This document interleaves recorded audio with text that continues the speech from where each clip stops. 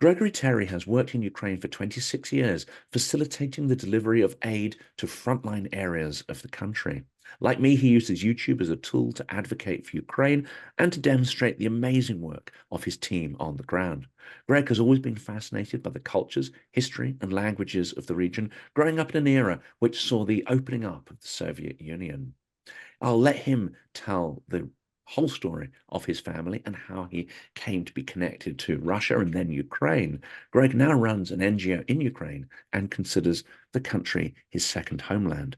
Welcome to Silicon Curtain. Please like and subscribe and definitely comment on the videos. We've also got a link to Greg's charity. He does extraordinary work delivering essential supplies to the front line. And because he's continuously there, he also knows day by day, week by week, what the troops actually need to help them in the fight and to improve their chances of survival. Do please also check out the other Ukrainian charities in the description of the video, but make sure you check out Greg's first. Greg, welcome to the channel. Thank you, Jonathan, and thank you for the opportunity, and greetings to all of your wonderful community here. I appreciate it deeply. Well, we share, I think, a certain commonality. We were talking about Professor Goethe earlier, and you've got a lot more there in common with him in terms of background. But we both study Russian, and speak Russian. And I mean, for my part, it's been a relatively sort of passive skill. It hasn't really been useful in my career until now. Now it is incredibly beneficial to be able to see primary materials in Russian, see some of the output of the so-called, the Russian informational opposition. Some of that stuff's actually quite good and quite concentrated information, but also to listen to Ukrainian TV because there's still a lot of it actually comes out in Russian, or a lot of it's bilingual, isn't it? Where you'll have Yeah, interviewer in Ukrainian and you'll have people talking in Russian. So it gives me at least access to a lot of material. Now, I'm not there at the pointy end like you are, but I imagine your Russian skills are very useful in the kind of frontline communities which you find yourselves in. yeah, it's massively it's unbelievable, to be quite honest. And I think really here you have a lot of folks, and especially older generation, that have spoken Russian their entire life, and they're trying to flip to some Ukrainian. So you get really a hybrid Russian Ukrainian language, and of course those in Western Ukraine speak more beautiful Ukrainian. You get into the central, you'll get a mix. You'll get some Russian, you'll get some Ukrainian, you'll get the hybrid, and then especially out east, you get a lot more Russian. Um, Over 50% of the soldiers are, or even more, are speaking Russian. And yeah, it's a massive asset for me, much like you, to be able to look at the news, check this, listen to that. And for me specifically, being able to speak to these guys as a foreigner is it's instant credibility when I'm working with new groups, new brigades, new battalions. 1994, I was 21 years old. My first trip to Moscow, I was invited there.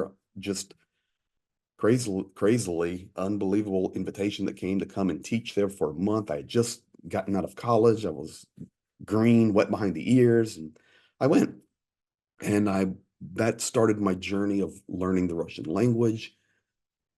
Fast forward to 1998, I'm living in California working, and I receive an invitation to go to this place called Ukraine. And 26 years later, I'm now pushing almost 4 years of my life total. I've been inside Ukraine, every oblast, every city. I have many friends that are deputies in the government. I'm having coffee here a little bit later with the mayor of the city of Khmelnytsky. We're friends. There's just a lot of connections on all sides, whether it's military, just common civilians that are my friends and family, and government. I can give you one example of how the Russian language has helped me. A few days ago, I was pushing up, dropping some aid to a very dear friend of mine in the Sumy region. And I can tell this now, but he's actually on the zero line there on the border where the DRG incursions are brutally difficult. And when I go to these guys, I'm with them. I embed right with them. In fact, my one buddy, he gives me his bed. I'm in his bed. He goes sleep on the floor. He goes, "You're sleeping in my bed." I said, "Okay, well, thank you." And but as we were coming in and we came to a block post, my partner and I, who's Ukrainian, and he's the president of our NGO here, and the name of that is Napram, which in Ukrainian means direction, direction. We came to the border or to the checkpoint, and they were checking us. And of course, everything on the checkpoints is in pure Ukrainian, and they use a lot of keywords that are very difficult for Russian speakers to pronounce perfectly in Ukrainian because there are a lot of collaborators, there are a lot of spies, and we come up, they begin talking, and the guy looks over at me and goes, document. And he had no idea that I was a foreigner yet. So I reach in, I grab my passport, and of course I don't pull my other documents, only if you need them. Pull my passport, he looks and goes, "Oh, American." I said, "Yes, I'm speaking English." And then he asked Zhenya, my partner, he goes, "Okay, we're thankful the American's here, but how do you communicate with him because he's speaking English?" And Zhenya said, "One second." He turned to me and started in pure Russian. "Greg, why is this guy asking me how do I communicate with you? What does he think you don't know a couple of languages?" And I respond back with cultural Russian. Okay. And the guy goes, "Oh my goodness." And listen, now it's just this happens day by day. And when that unfolds, the bond of relationship is instant and it's very important. So it is a great asset. It is, it is. And I'm, as I say, I'm not at the pointy end. And even when I came to Ukraine for the first time, it's Lviv. So it's, I would say it's an extremely low risk kind of environment. There's a slightly different attitude to Russian there, in that if there's no other way to communicate, people will tolerate you speaking Russian, but they may Mhm. choose not to speak it themselves. But as we were talking before we hit record, I think that willingness and actually the appreciation, or let's say the negative appreciation, almost in Lviv, it's you're ordering a coffee, you're ordering a meal. It's not a life and death situation. Although, if people were really curious to understand why I was there and what I was doing, they would break that and they'd be very clear. They'd say, okay, like I've vowed not to speak Russian again in my life, but I really want to know something about you. I don't speak English, right? And off you go. And then they're fluent in Russian, but it's a temporary thing, and it's because you've got self-interest. If you're there at the front, then communication can be a life and death matter. So you find that resistance kind of goes down, and actually it turns from resistance into I think you described it earlier as a sort of form of gratitude that actually you're able to communicate. It's a very important thing to be able to do. Beautifully stated. I can even tell you being there, um, I've been under shelling many times, been in pressureful situations. On our vehicle, we're fully equipped, of course, night vision, drone detectors. Our vehicle looks fully military. I have military documents for if I need them, for checkpoints, for access. Um, but it's interesting that many times when the pressure increases, because these guys, honestly, been speaking Russian their entire life, and now they're flipping to Ukrainian, and the mixture comes, that hybrid I was speaking of. But when the pressure comes, they revert, like the warning, or "Oh my goodness," or "Get down," or "Get to the corridor." It's in pure Russian because it's the natural first instinct that jumps back out. And you're right. People want to know that others care. And especially for foreigners like yourself or myself, if we're here and there's an ability or an availability to communicate without a translator, uh, they're going. They're going, and they're very appreciative.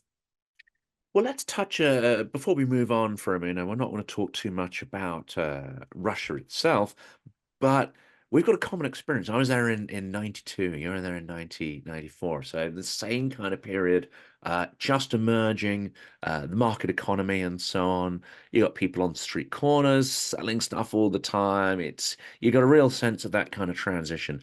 And We used to, because I did a language course the first time I was there in MGO, which is the huge Stalin building in the center of town. It's got a red star. It's actually on the edge of town, so you can see it from a distance, and it's got a huge sort of Soviet red star on the top, the size of a double-decker bus.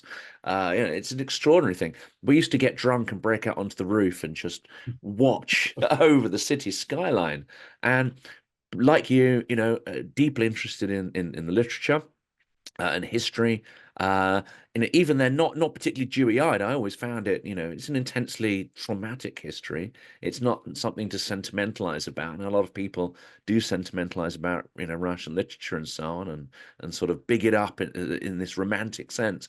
No, I always found it deeply traumatic, as if you're reading, the especially Dostoevsky, reading the ramblings of a schizophrenic, essentially. I mean, it's a diseased mind. It's interesting, but you can't get away from that sense of disease and trauma in a lot of Russian literature. But we're looking out there over the city, and it's pretty peaceful there. It's the year in between Gorbachev being deposed and shelling the White House, so relatively peaceful. I mean, but you get this sense of transition and stability, but you also get an incredible sense of sort of freedom. And you look out over that skyline, and you also think you can't escape the thought that the Cold War has just ended and we essentially won. And I asked myself the question at that point, do these guys know they've lost? And that was a question that rattled around my head. Do they know they've lost and they kind of moving on? I think now we're 30 years on from that moment, and it's quite clear that they have no realization that they lost the Cold War, um, or they have a partial realization. And what we're seeing now is, we're taking it back. You might think we lost it, but we never really considered that that was the case. We were humiliated, even though people at the time didn't feel that. That's a sense that's been implanted into them, I think. They've been told they were humiliated, and they say, yes, we were humiliated. Yeah, that's not really the case. Um, it's an extraordinary, almost like a book ending, and now you've got this incredible malignancy coming out. Now you've been much closer to the front line there, and you're there continuously. I haven't been anywhere near, but nonetheless, I get the sense of Moscow radiating the desire to control, radiating malignancy, not just physically through the shells, but also through information warfare, through manipulating our political processes to try and divide and conquer us. Um, where you are at the eye of the storm, is it much more that sort of physical malignancy, or do you also get that sense of the hybrid kind of warfare, the information warfare, the cultural warfare? I would answer your question in a couple of ways. First of all, it's a very multi-front situation. You have a physical war with bullets and bombs. You have an informational war. You have a war of culture. You have a war of corruption. You have a war of infiltration of ideologies throughout the world. And, if I go back just to the early part of your statement and your observations there, first, I would say I completely agree with you. And when you look at Russia, you have to understand that it is a nation that is built in different, like a caste system. And the the elite, those in the know, and for this, we could call it Putler's regime, um, they are absolutely aware of what they are doing. Now, many common Russian people, they do not know. All they know is what they are force fed. Being here, I can check the media. Not just the stuff, well, people, well, I saw this on Telegram. I saw this on Twitter. Okay, I understand. But guys, do you understand half the stuff you're looking at on Telegram and Twitter is put out by Russia? And it's all a guise. There is a reason Tucker Carlson is in Moscow. There is a reason that these things are unfolding. And we have to be very careful how we throw around, well, who's doing this or who's doing that. The bottom line is Russia's been preparing for this moment for decades.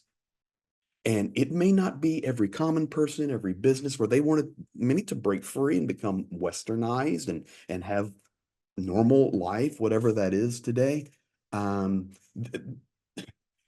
they've been preparing for this for decades and decades. I can tell you, Jonathan, I was invited to Washington, D.C. In the fall of last year. And the reason I was invited there is because it was at the Ukrainian embassy and also at the Capitol building.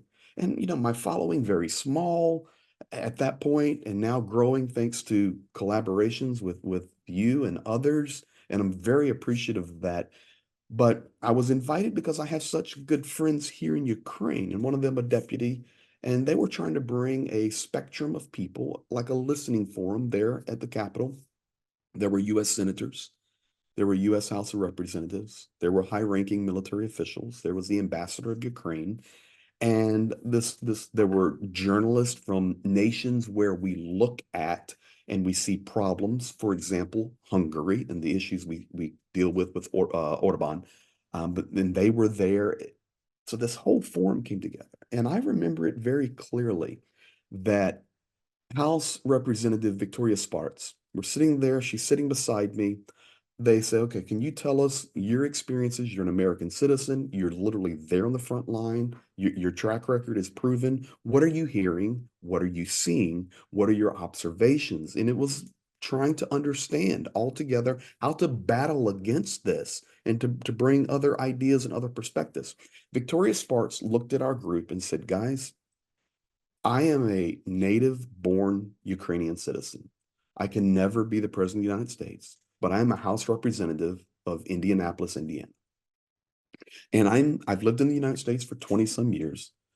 I'm here to tell you right now, and I know some of you are not going to believe this, but at least 1/3 of the bills that are on the floor of the House that come across my desk, I have no doubt, and I'm not a conspiracy theorist. I'm not a MAGA. I'm not a far lefter. I'm just trying to fight for truth for our world. And she is a Republican, but she goes, at least 1/3 of the documents that are coming across my desk on the floor, no question, are authored by Russian propaganda. No question. And our country can't see it right now. So to get into that level of complexity, this has been the long game going on. And unfortunately, the world is slow to understand that. And it's a sharp contrast, isn't it? Because in the Cold War, Russia was no less malignant. Well, it was different. I mean, they had perhaps more of a sense that there was a set of rules and norms, and certain red lines you don't go beyond. And it seems that today's Russia has no red lines, and the ceiling has lifted off its ambition as well. Whereas before it might have been, fighting for certain assets or territories or proxies. I'm not sure Russia ever believed it could, turn its main adversaries into a semi-zombie state that it could partially control. Um, and I say that as this is going to annoy a few people here as well, but Brexit very much in Russia's interests as well. Obviously there are real, genuine, organic politics behind that as well. And there's a lot of people saying, yeah, but my vote was genuine and blah, blah, blah, blah, blah.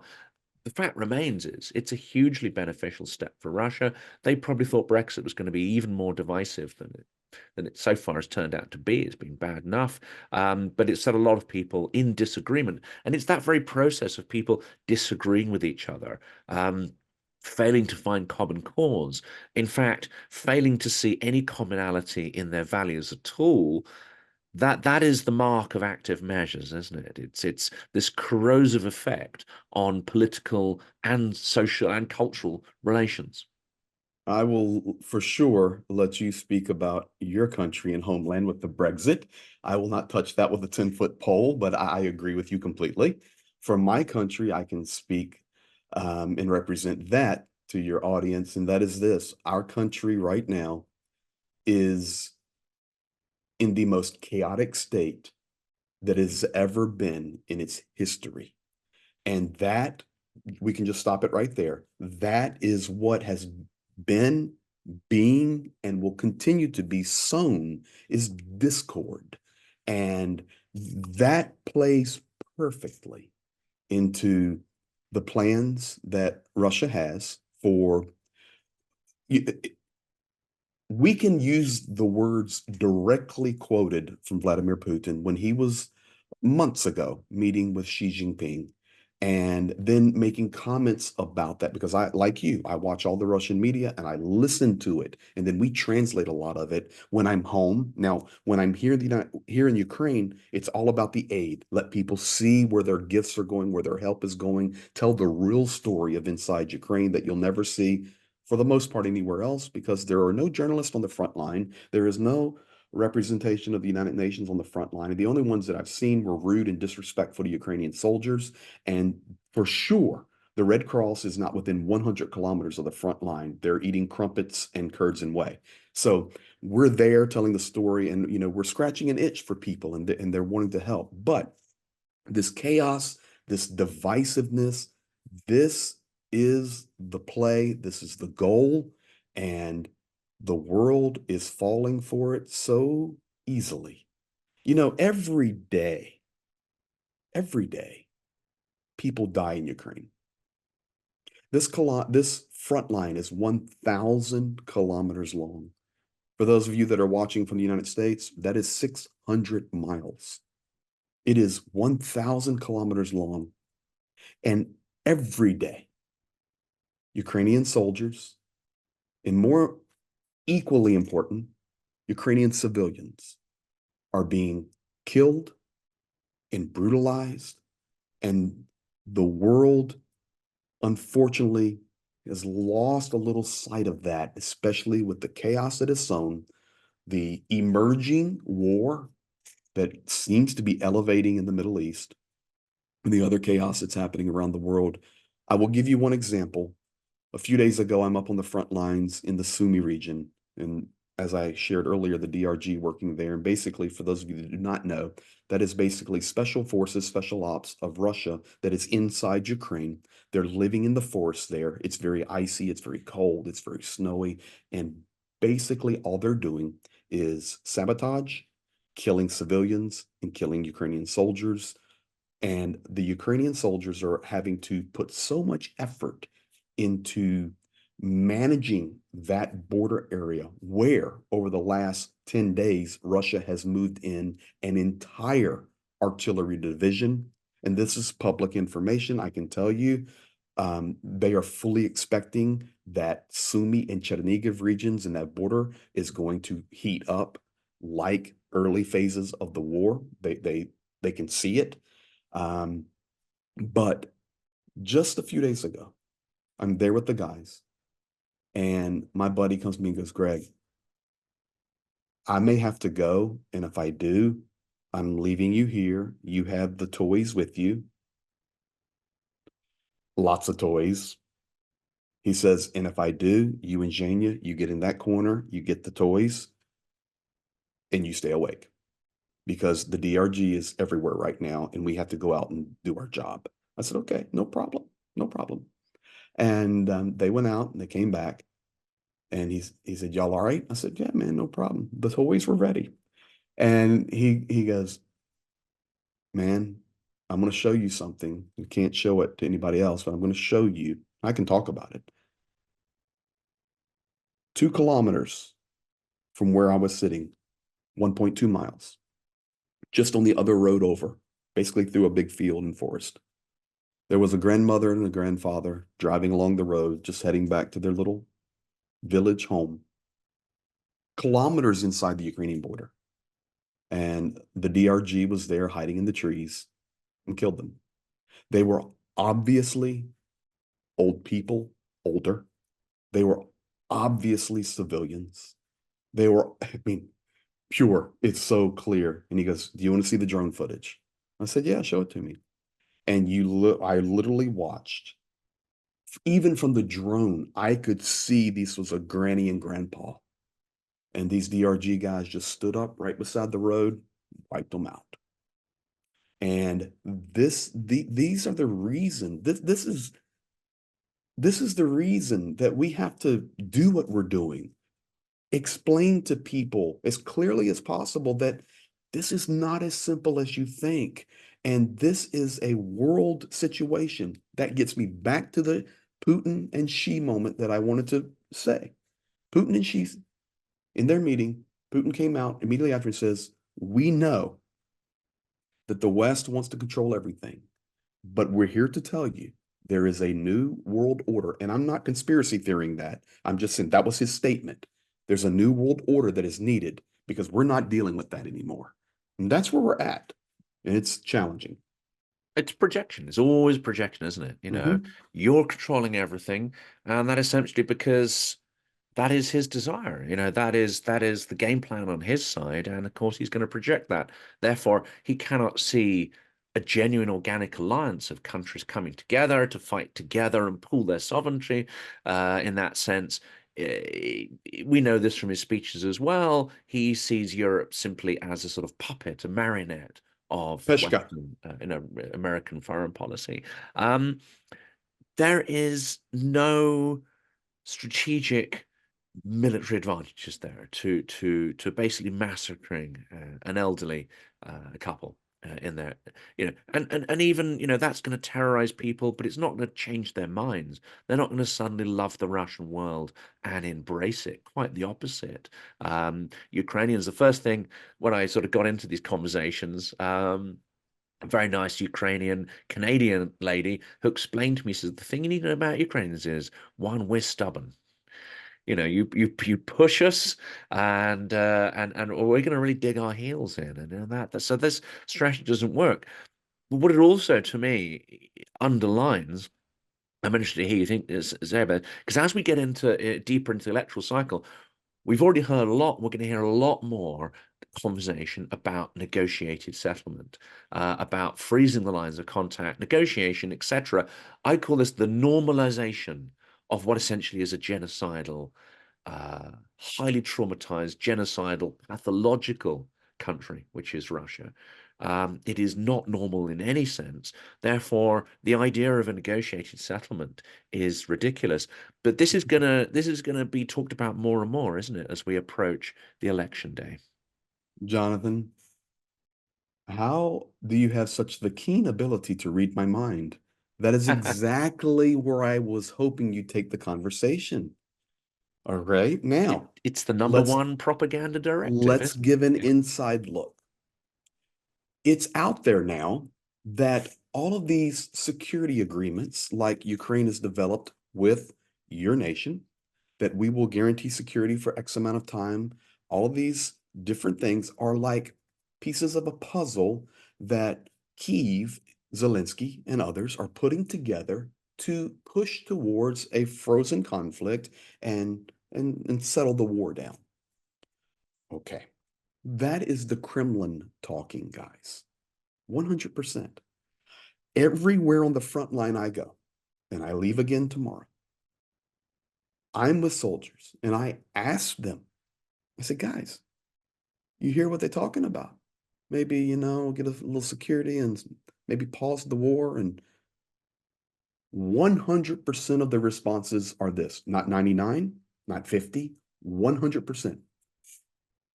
My call sign there is Gritsko. Okay, it's Ukrainian for Grisha, Grigori, Greg. And they'll say, Greg, this will never happen. This is our homeland. We were invaded and we will defend our dirt because if we don't, it will never stop. This is the time. And secondly, this is what they say. All of them. I have lost 73 friends. I have lost 24 friends, heroes who died fighting for this cause. I would never not honor their sacrifice and win this war.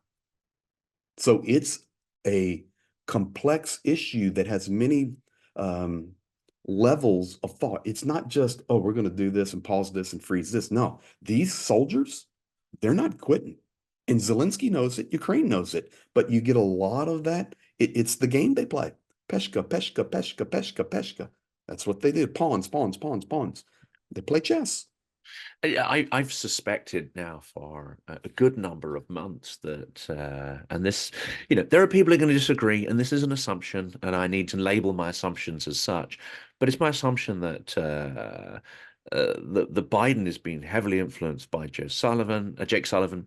Jake Sullivan, in turn, has been influenced by a number of so-called experts. They all come from the Russian expertise area, not from Ukraine expertise. And they are heavily, heavily influenced by these Russian uh, objectives. Um, and the idea of a frozen conflict, it's we think in terms of North Korea, like, okay, it's going to be stable after a point. That's not how Russia operates. They operate more of a salami slice, which is a pause is only really an opportunity to gather your forces, reduce pressure on your windpipe, as it were, because my interpretation here is Moscow is in real trouble at the moment from Hmm. Ukraine's long-range drone strategy against its oil facilities. So we're going to see via proxies, but also directly, this sort of negotiation language escalate. And as Ukraine, in no way is this a stalemate. It may be that the lines of contact are not moving significantly, but there's an awful lot of other stuff happening, which is not to Moscow's favor. And of course, if they are that perception sort of losing in any sense, they're going to put far, far more resources into this negotiation strategy. Well, I will tell you this, and due to the long game and the thoughts that we may be hearing, oh, calm it down, stalemate. You are correct 100% that there will be nothing more than a reload for the Russian side. But I'm not sure from my experience and being there on every hot every hotspot that, and I'm sure intelligence knows it, you know, Great Britain, US, EU, of course, Russia knows it, Ukraine knows it, but right now is such a key time in this war. Ukraine is struggling to have enough soldiers. It's a fact. And they are struggling for supply. There are some places on the front line battles where we used to hear the phrase or the ratio 10-1, Russia firing 10 shells to every one Ukraine. Well, in some places, and this is not me counting, this is directly from commanders there that I'm having tea with, it's 100-1. And a lot of that, I personally believe, coming from the North Korea resupplying, which was happening months and months ago, but the world did not pay attention to it. I was home, I was doing videos about it, I was telling everybody, I said, I'm telling you, it's coming, it's coming. And we know it's coming. We know it's here. And unless Ukraine fixes its mobilization issue, which internally, one thing I do on my channel is tell the truth. It's a problem here figuring out the nuances of that, and it's an internal struggle. Secondly, you see all the propaganda pushes at that about we're going to do a reboot on the government, a reboot on leadership. No names called. Everybody runs with it that it's Zelensky, but there was going to be a reboot. You see that chaos. Guys, that is exactly the narrative that the Kremlin puts out, and the world plays right into the hands of it. So unless Ukraine is resupplied in a heavy way, and secondly, solves their deficit in frontline troops, and I'm not a troll here, I'm just going to tell you the truth. It's definitely in the best interest for Russia to keep the pedal down. Yeah. And right now we're seeing that. They'll talk negotiation at the same time. It's like when civilians were being evacuated and they're firing on the convoys. Words are used like you'd use, chaff to defect missiles from a helicopter or a plane or something. They're just another Exactly. weapon of war. Um, you've got an intense. So the last area I want to talk to is really link up. Um, the reason why Ukraine is still in the fight, um, and as you say, it's not munitions because they're struggling for that. It's not numerical superiority. They're struggling for that. Um, and link the experience you had around the Orange Revolution, Maidan, to the present, and the fact that this is something a lot more that's keeping him in the fight. It's some kind of cultural and social and political resilience. It's some kind of innovation, evolution. There's characteristics to Ukraine which are deeply threatening to Russia and to its vertical power structure and to its leadership. But these are also the reasons why Ukraine's still in the fight. So how do you hook up, the Well, revolutions with their survival now?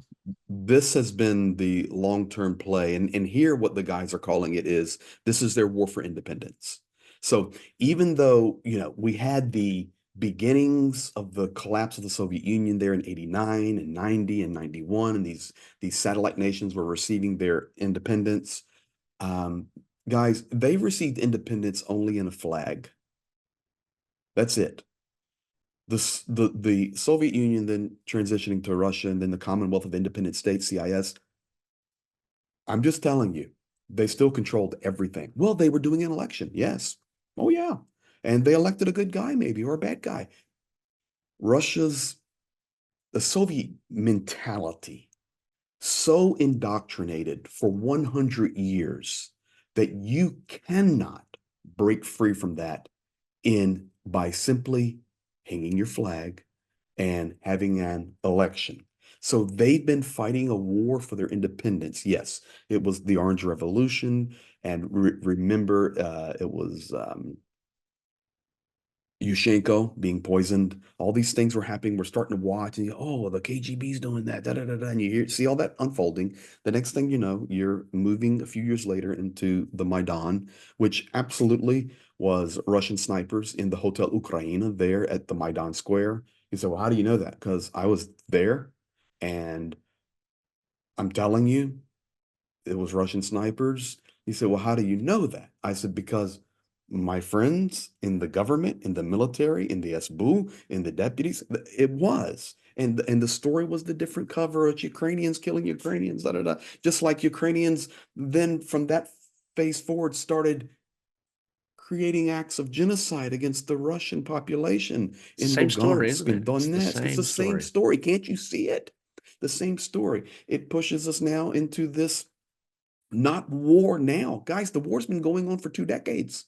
This phase of the war, this invasion, February 24th, 2022, that now has turned into a brutal World War One type war on these front lines of trench warfare. And it's filthy, nasty, ugly. And I promise you, during the moments that you and I have been sharing and communicating here, Jonathan, Ukrainian soldiers have died.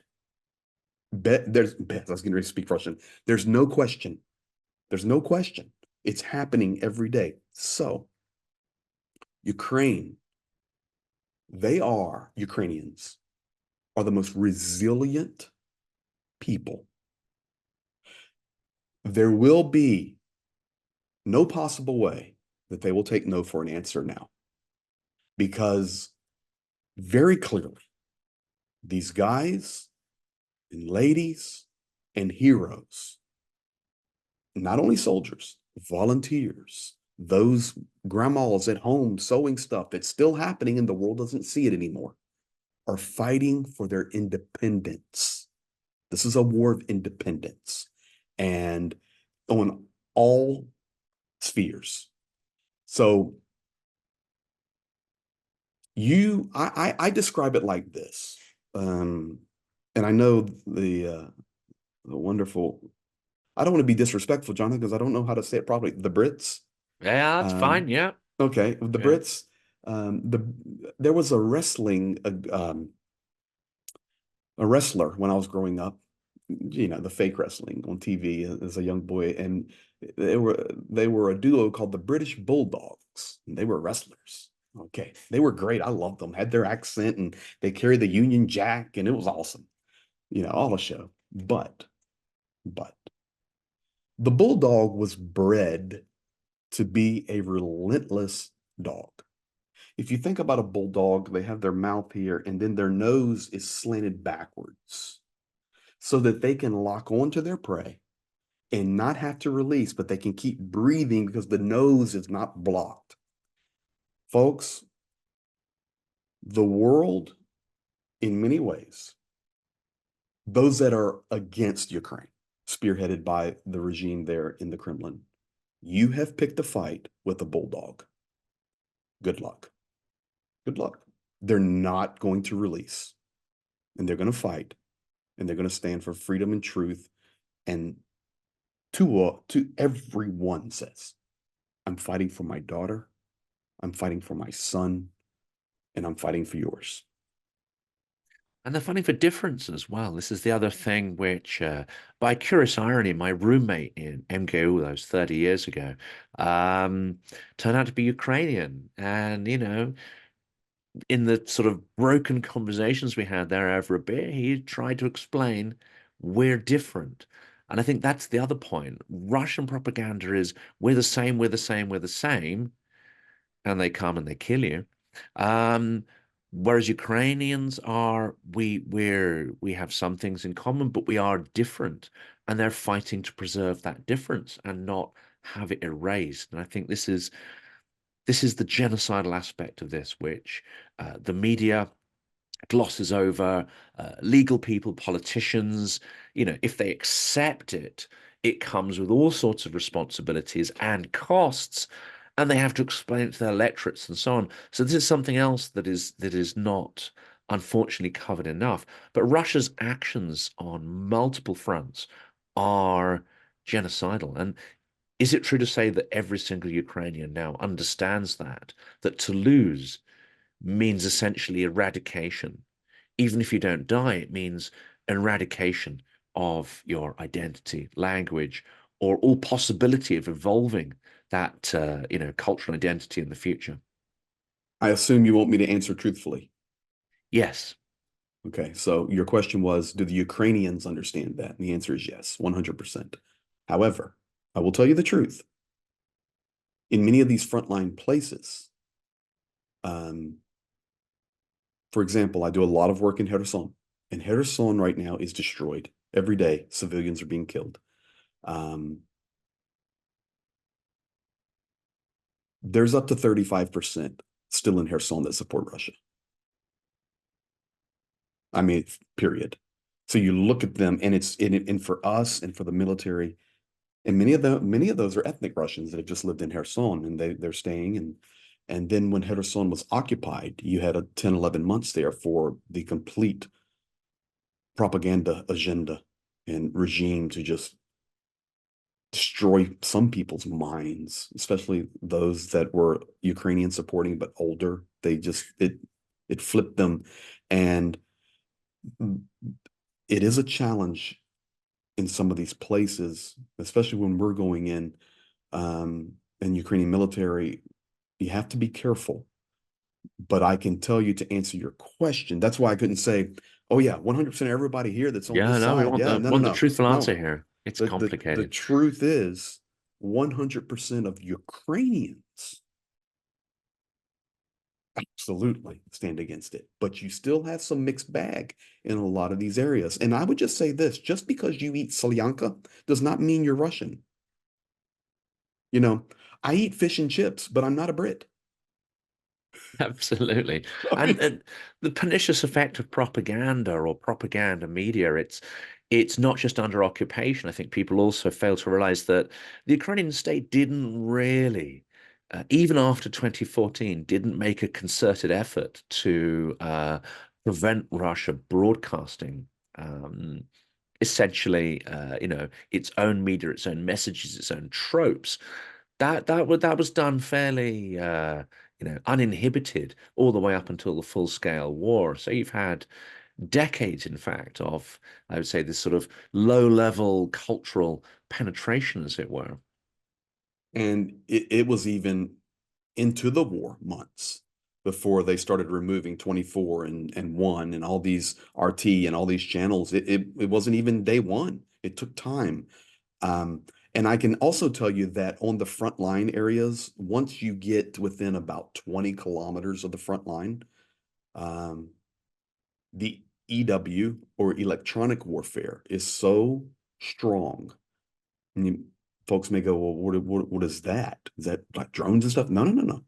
That is the pounding of the communication signals. For example, once we get within 20 kilometers of the front, our GPSs go schizophrenic.